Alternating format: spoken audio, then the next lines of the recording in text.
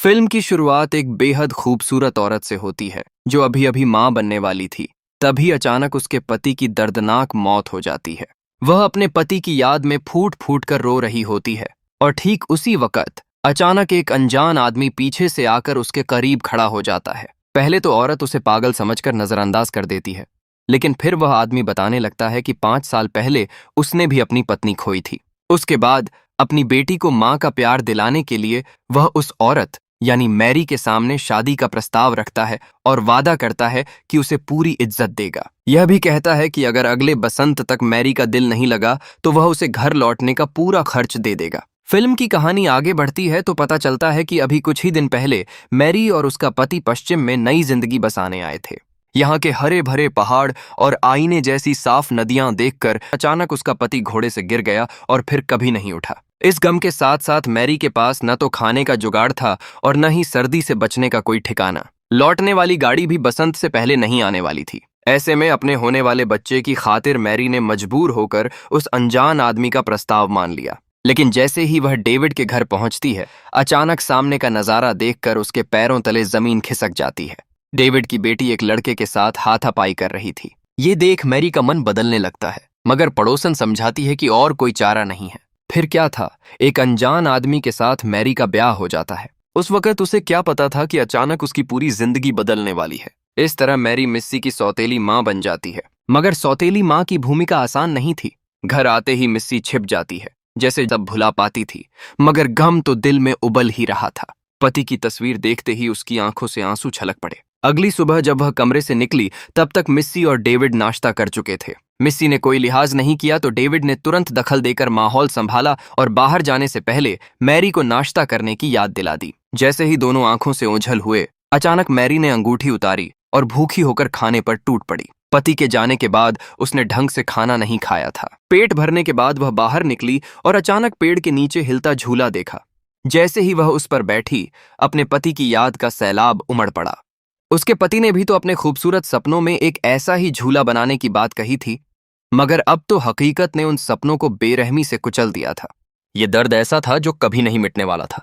बस फिर क्या था, मोतियों की तरह आंसू रात तक बहते रहे और ठीक उसी वक्त घर लौटे बाप बेटी ने यह सब देख लिया।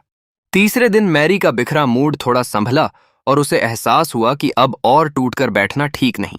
उसने घर में हाथ बटाने की बात कही तो लेकिन बचपने की कुछ चीजें जैसे खो गई थीं। मैरी शहर में पली बढ़ी थी, उसे खेती बाड़ी का कोई तजुर्बा नहीं था। वह मुर्गी के दड़बे से अंडा भी नहीं निकाल सकती थी और गाय का दूध भी नहीं दुहना जानती थी। मिस्सी को यह बात समझ नहीं आती थी कि पिता ने ऐसी नाकारा औरत से शादी क्यों की।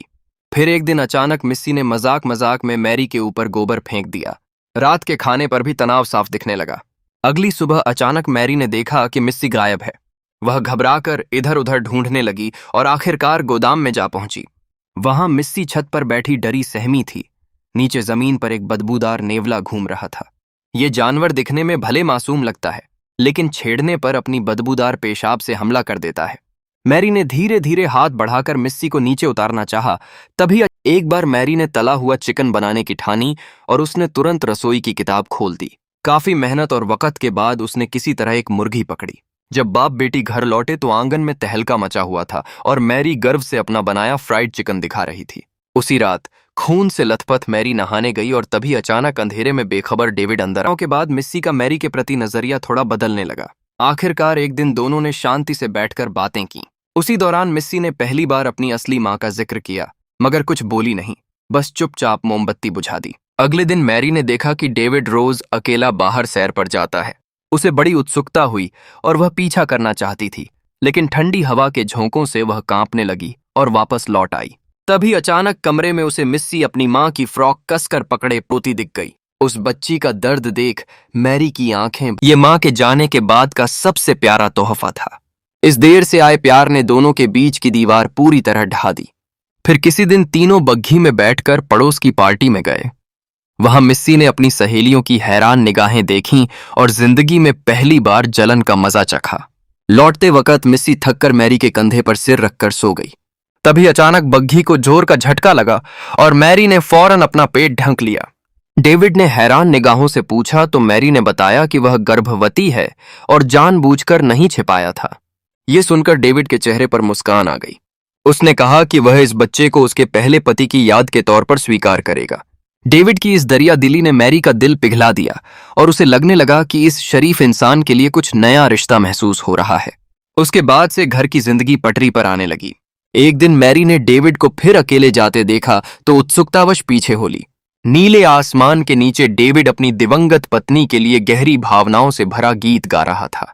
पहले तो मैरी को लगा कि शायद ये गीत उसके लिए है और दिल गदगद हो गया, लेकिन जल्द ही शब्दों की सच्चाई समझ में आ गई। वह वहां से बिना खलल डाले चुपचाप हट गई और वापस लौटते हुए अचानक उसे वह घोड़ा दिखा जो कभी उसके पति का था और खो गया था।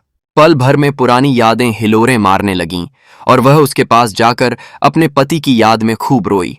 इसी दौरान अचानक सर्दी ने जोर पकड़ लिया। अभी हल्की फुल्की बर्फ पड़ रही थी कि देखते देख डेविड तूफान में कूद पड़ा।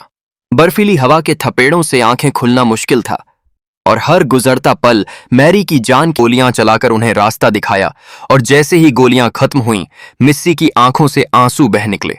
उस रात मैरी फिर से गम के सागर में डूब गई, मगर धीरे धीरे इस अनोखे परिवार में सुकून भरा ठहराव आ गया। समय के साथ सबके रिश्तों में गर्माहट आने लगी। मिस्सी ने मैरी को पूरी तरह अपनी नई मां मान लिया और मैरी की सिखावट ने उसके लड़कों जैसे बर्ताव को गायब कर दिया। दूसरी तरफ शहर की नाजुक लड़की रही मैरी अब एक कुशल गृहिणी बन चुकी थी। क्रिसमस पर मिस्सी को डेविड से एक सुंदर गुड़िया घर मिला और मैरी को एक प्यारा सा पालना। जैसे जैसे दिन बीते, पहले पति का चेहरा मैरी के मन में धुंधलाने लगा और अचानक उसने पाया कि उसका दिल चुपके चुपके डेविड का होता जा रहा था। मिस्सी की जिज्ञासा बढ़ने लगी और एक दिन उसने बच्चा कैसे पैदा होता है ये सवाल कर डाला। शरीर विज्ञान से अनजान मैरी ने बड़ी सफाई और रुमानियत से इसका जवाब दिया। फिर आखिर वो घड़ी आ ही गई जब धीरे धीरे बर्फ पिघलने लगी और मैरी को प्रसव पीड़ा शुरू हुई। बाहर अब भी बर्फीली हवाएं चल रही थीं और कोई दाई डॉक्टर बुलाने का सवाल ही नहीं था। जब डेविड ने खुद बच्चा जनवाने की बात कही तो मैरी का पहला रिएक्शन था, ऐसे में तो बच्चा न हो तो बेहतर है। मगर कहुदरत को मंजूर था और अक नहीं आया, बल्कि डेविड ने बहुत स्वाभाविक ढंग से पिता की जिम्मेदारी निभा ली। बसंत के आते आते सलामती की दुआ मांगी। शायद उसकी दुआ कबूल हुई। डेविड बच गया, मगर जली हुई किताबों को देखकर उसे अपने और मैरी के बीच हुआ वो वादा याद आया। दरअसल दोनों के बीच ये तय था कि बसंत आने पर मैरी चाहे तो वापस जा सकती है। डेविड ने इस बारे में पूछा तो मैरी ने बात टाल दी, क्योंकि अब तो उसका दिल जाने को बिल्कुल नहीं चाहता था। मगर सीधा साधा डेविड उसके दिल की बात न भांप सका। फिर वसंत आ ही जाता है। वह हिम्मत करके एक खत लिखती है। प्यारे कार्ल, गाड़ियां जाने को तैयार हैं, लेकिन मैं जाना नहीं चाहती। बस एक बार मुझे रुकने के लिए कह दो। तुम्हारी मैरी। यह खत वह कार्ल की किताब के पन्नों में छिपा देती है, मगर मिक्सी के हाथों वह अनजाने में जमीन पर गिर जाता है। अगले कुछ दिनों तक मैरी पल पल इस इंतजार में रहती है कि कार्ल उसे रोक लेगा, मगर कार्ल उसकी तरफ से बेखबर ही रहता है। मायूसी और उम्मीद की इस खींचतान में मैरी आखिरकार कार्ल से कह ही देती है कि वह वापस जाना चाहती है। कार्ल की चुप्पी उसे सोचने पर मजबूर कर देती है कि कहीं कार्ल उसे पसंद नहीं करता, जबकि उसने तो बार बार उसकी आंखों में मोहब्बत का अक्स देखा था। दूसरी ओर मिक्सी भी पूरी तरह टूट जाती है। उसने बमुश्किल एक मां का प्यार महसूस किया था और वह दोबारा जुदाई का दर्द नहीं सहना चाहती। लेकिन पिता की समझदारी और नई मां का अभिमान दोनों के बीच आखिर जुदाई की घड़ी खींच ही लाते हैं। मिक्सी मैरी की तरफ देखती तक नहीं, क्योंकि उसे डर है कि वह खुद पर काबू नहीं रख पाएगी। मैरी चली जाती है।